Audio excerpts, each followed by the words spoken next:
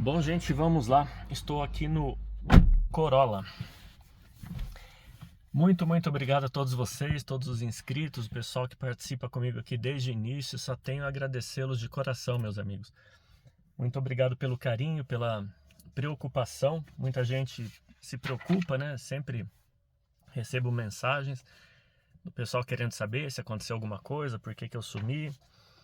RC, cadê você? Eu vim aqui só pra te ver, mas o fato é que correria, né, gente, do dia a dia aí.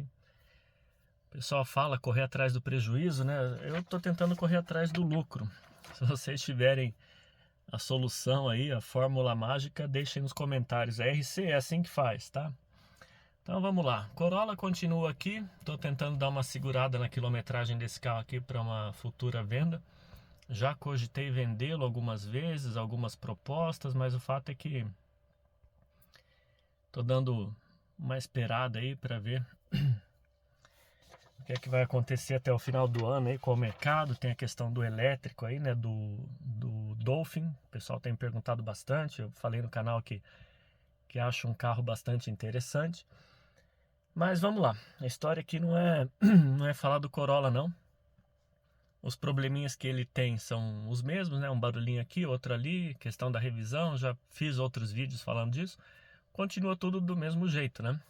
Tudo exatamente igual aquilo que eu passei para vocês aí na revisão de 10 mil do carro.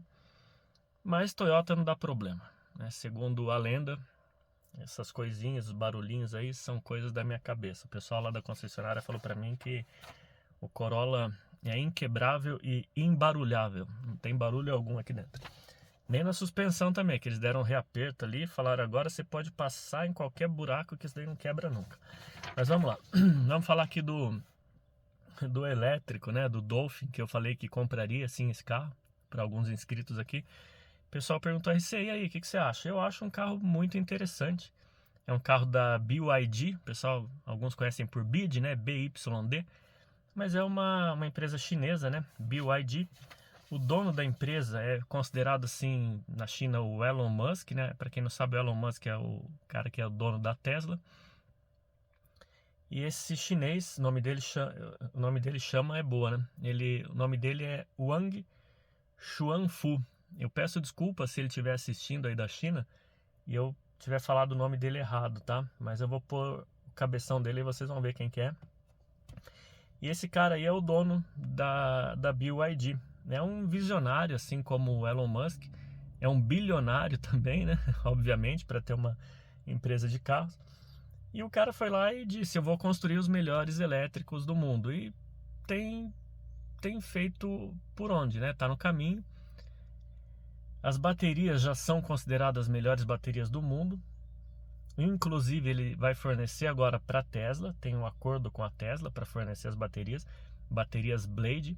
Aqui no nosso mercado o Dolphin já é o carro que tem, é o elétrico de menor preço, é o que oferece mais pelo preço dele. E é o carro mais eficiente, falando dos elétricos aqui no nosso mercado. Então sim, é um carro que eu compraria. Ele tem um design interessante. É claro que design é questão de gosto, mas para minha concepção é um design interessante. Não é lindo, mas é bonito. Tem um bom espaço interno, inclusive tem uma reportagem que compara ele com o Kwid, que mostra lá que ele é mais barato que o Kwid, tem o espaço de um Corolla. Ele é recheadíssimo de tecnologia, esse carro. Tem garantia de 5 anos. As baterias, se não me falham a memória, tem garantia de 8 anos. Já falei para vocês, né, são as baterias mais eficientes do mercado, as baterias Blade. E a vantagem dele é que é o mais barato que tem no Brasil, né? Inclusive mais barato do que o Kwid, falando em carros 100% elétricos, né? Ele custa na casa de 150 mil. Então, sim, se eu fosse investir num elétrico, e prestem atenção que eu disse se eu fosse investir em um elétrico, seria sim ele. Por que eu acho que no momento o carro elétrico não é viável aqui no Brasil ainda, né? Primeiro, por conta da vida útil das baterias no nosso mercado versus o preço, tá? Se é no mercado europeu, no mercado americano, que o cara vai lá, usa, principalmente no americano, né? No europeu não é tanto assim, mas no americano o cara usa o carro e aquilo ali virou um lixo na mão dele, ele joga fora e compra outro, né? Aqui no país não é assim. A pessoa compra um carro e fica 5, 6, 8, 10 anos com o carro, na maioria das vezes. Ou ele vende, aí o segundo dono fica lá 2, 3, 4 anos, daí o terceiro vai ficar mais 2, 3, 4 anos, e aí já venceu a garantia dessa bateria. E são baterias caríssimas, né? São baterias de valor muito alto. Para que vocês tenham uma ideia, falando, desculpem, a garganta seca, tá? Para que vocês tenham uma ideia, uma bateria menorzinha, né, como a de um Corolla híbrido, por que que ela é menor? Porque ele tem um motor a combustão, né? Ele não é 100% elétrico. Custa na casa de 8.500, 9, 10 mil, fora a mão de obra para trocar. E aí cai num outro problema, né? A questão da mão de obra. A gente não tem mão de obra especializada fora das concessionárias. Então tudo isso encarece, né? Imagine, por exemplo, um carro desse com 6 anos de uso. Aí a pessoa resolve vender. Será que alguém vai querer comprar um carro desse com uma bateria de um valor alto, já com 6, 7 anos de uso, pensando que a bateria tem 8 anos de garantia? Outra questão, obviamente, essas baterias elas perdem eficiência. Tem muita gente que acha que vicia, né? Tinha aquela questão bem antiga dos celulares lá, quando as baterias não eram tão modernas, que ele viciava e não pegava carga. Isso não existe mais, acabou. Mas as baterias elas perdem eficiência. Então, um carro com 8 anos, com 6, com 7, não vai ter a mesma autonomia de um carro novo. Tudo isso pesa. E aí você tem um carro que é só elétrico. Então, se você tem uma autonomia que vai caindo com o tempo, você vai ficando com o saco cheio daquilo. Toda hora você tem que fazer uma recarga. Não temos pontos de recarga no país. Você imagina o cara viajando lá para o interior, para um lugar afastado realmente, né? Não tem nada perto. O cara recarrega onde aquilo? Então tem uma série de coisas que aqui no nosso país eu acredito que um elétrico no momento não é viável ainda. Um 100% elétrico, né? Além de toda essa questão, tem a questão do meio ambiente também. O pessoal fala, mas o elétrico é bom para o meio ambiente. Depende, até a página 2. Para todo bônus existe um ônus, essa que é a realidade. Para tudo na vida existem os dois lados, né? E o elétrico também agride o meio ambiente, não no uso, mas na produção. As baterias, elas são feitas de lítio, tá? Eu vou tentar ser bastante rápido aqui, gente, para não ficar um vídeo longo, chato de ouvir. Mas as baterias, elas são feitas de lítio. E o lítio é um mineral, né, extraído do meio ambiente. E a extração desse mineral, ela é extremamente agressiva para o meio ambiente, né? Só vocês digitarem no Google aí, piscinas de lítio, vocês vão ver essa imagem aí. Isso é a extração. Para que vocês tenham uma noção, para cada tonelada de lítio extraído, você vai ter que gastar de água para extrair 2 milhões de litros de água. E essa tonelada de lítio, falando de um Tesla Model S, por exemplo, você construiria 80 baterias. Vocês imaginem aí toda essa agressão ao meio ambiente, usando 2 milhões de litros de água para extrair 1 tonelada e fazer 80 baterias. É muita coisa, né? Na questão assim do uso de recursos naturais para a produção, né, dessas baterias. As maiores jazidas, né, desse mineral, as maiores fontes desse mineral estão na América do Sul, né, principalmente na América do Sul. Chile, né, uma das maiores é no Chile. E lá no Chile já houve problemas com essa questão da água. Muitas comunidades brigando ali porque elas já têm um recurso escasso de água e o pessoal está lá tirando o lítio e usando a água. Então tem uma corrida muito grande hoje no mundo atrás do lítio, né? E infelizmente os países mais pobres é que sofrem com isso, porque na Europa tem também algumas jazidas, porém lá eles utilizam para a produção de celulares, eles não são bobos, né?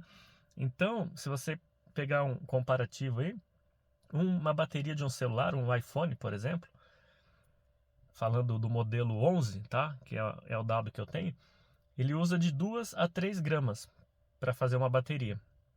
Já para fazer um carro, existem baterias que usam até 30 quilos, né? Então, algumas baterias utilizam 30 quilos de lítio. O celular usa 2 a 3 gramas. Então lá eles extraem quantidades pequenas assim. É claro que tem o volume de celulares produzidos também. Mas o fato é que a degradação grande fica aqui para os países mais pobres, né? Então tem toda essa questão. Outra questão, o que é que vai ser feito dessas baterias depois que esses carros não funcionarem mais? Onde essas baterias vão ser utilizadas? Essas baterias, elas são poluentes também, elas também poluem o meio ambiente. O que fazer com essas baterias até hoje? Ninguém falou sobre isso, ninguém sabe o que fazer com essas baterias ao certo, né? Já vi gente falando que serve para alimentar geradores de prédios, só que com a quantidade de carros que nós temos nas ruas, né? Se a frota virar uma frota elétrica, vai faltar prédio, né? Vai sobrar bateria e vai faltar prédio. Mas enfim, né? E tem uma parte ainda pior, né? Se vocês pegarem esse movimento grande da eletrificação que vem de montadoras europeias principalmente, a Europa ela é dependente para geração de energia elétrica, ela é dependente de petróleo, de gás natural, de carvão. A energia, é lógico que isso vem mudando com o tempo, mas não é um país, não são países, né, falando do bloco, né, vamos falar de União Europeia, não são países que possuem uma matriz limpa de geração de energia. São países que importam, inclusive, energia. Elas dependem de gás. Vejam a crise do gás aí da Alemanha por conta de depender do gás que vinha da Rússia, né, com essa guerra da Ucrânia, enfim. Então elas dependem ali do gás natural, do carvão, do petróleo, que são poluentes também para o meio ambiente. Então você polui de um lado, né, com a geração de energia, e aí você vai precisar cada vez de mais energia para abastecer esses carros elétricos. A RC, mas as montadoras europeias principalmente, né, e a Tesla nos Estados Unidos, elas apostam no carro elétrico. É óbvio, elas apostam naquilo que dá mais dinheiro. O carro elétrico ele tem um valor agregado maior e tem muito menos peças na sua fabricação.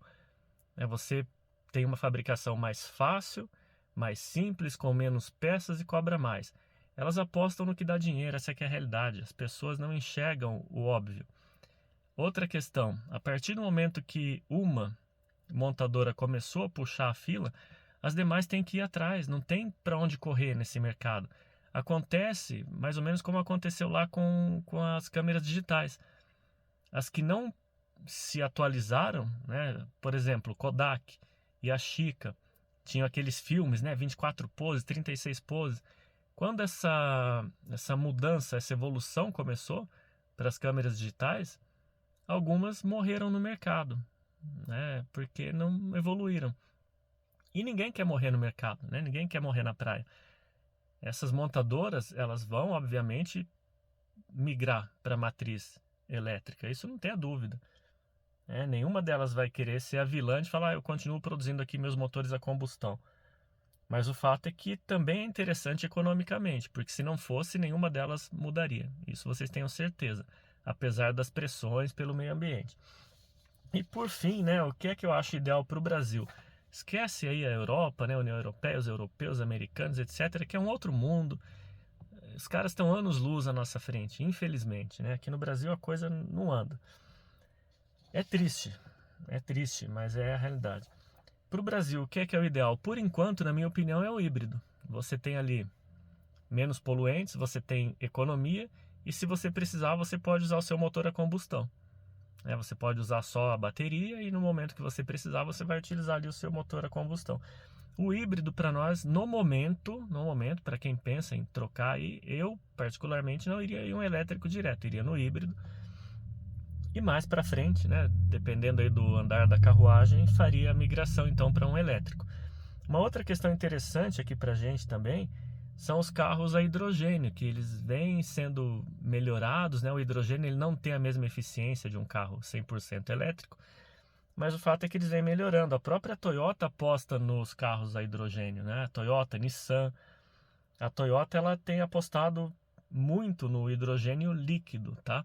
É claro que assim, tem uma série de projetos nessa área, nenhum deles até hoje é algo muito eficiente, mas o fato é que o hidrogênio líquido ficaria mais fácil para você abastecer o carro.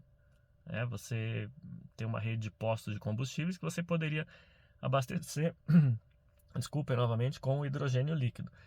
Já existem testes lá em tem uma prova, acho que é alguma coisa de Fuji, a volta de Fuji, o Grande Prêmio de Fuji, não vou me lembrar agora exatamente, mas pesquisem aí, que tem lá o Corolla a hidrogênio líquido. E tem o Mirai também da Toyota, enfim.